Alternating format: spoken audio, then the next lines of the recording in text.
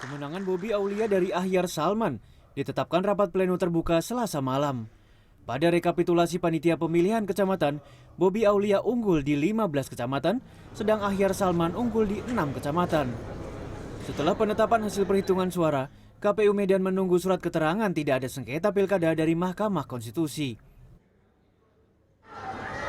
Kalau dilihat dari pembandingnya dari pilkada ke pilkada di Kota Medan, maka ini termasuk yang paling tinggi sebenarnya.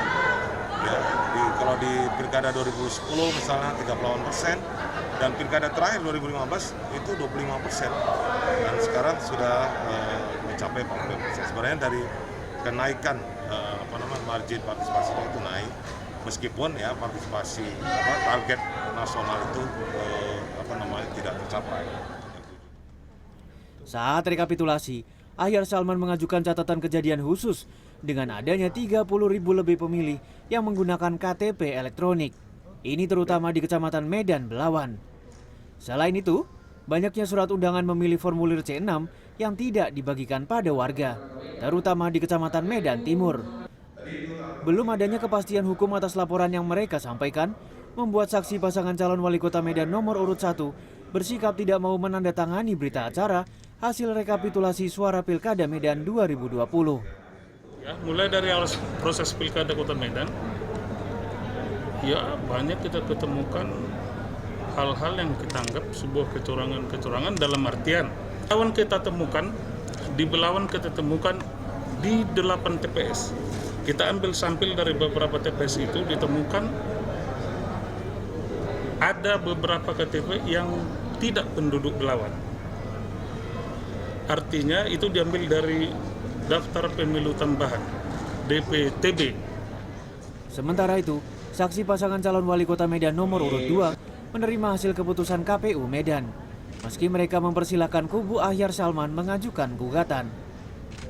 Dari hasil perhitungan suara tersebut, tidak ada persoalan-persoalan yang berarti karena semua persoalan itu selesai di tingkat kecamatan. Dan suara yang sudah diperoleh pun di tiap kecamatan tidak ada perbedaan antara proses perhitungan di tiap kecamatan dan yang dihitung di KPUD Kota Medan.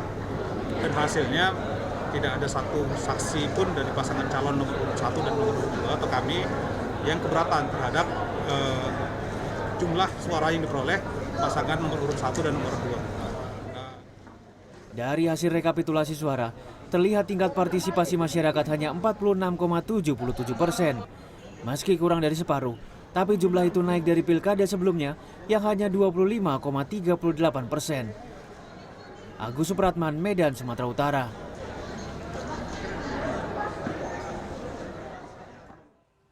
KPU Kota Depok menetapkan pasangan Muhammad Idris Imam Budi Hartono sebagai wali kota dan wakil wali kota terpilih periode 2021-2026. Penetapan ini berdasarkan rapat pleno terbuka hasil rekapitulasi perhitungan suara tingkat kota.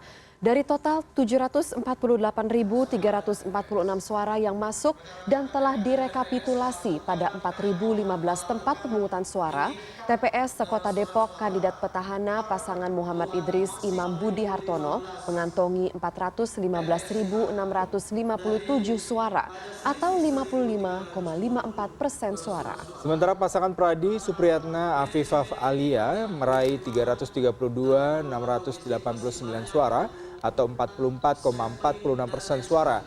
Dari angka tersebut terdapat 29.391 suara tidak sah dari total 777.737 surat suara yang terpakai.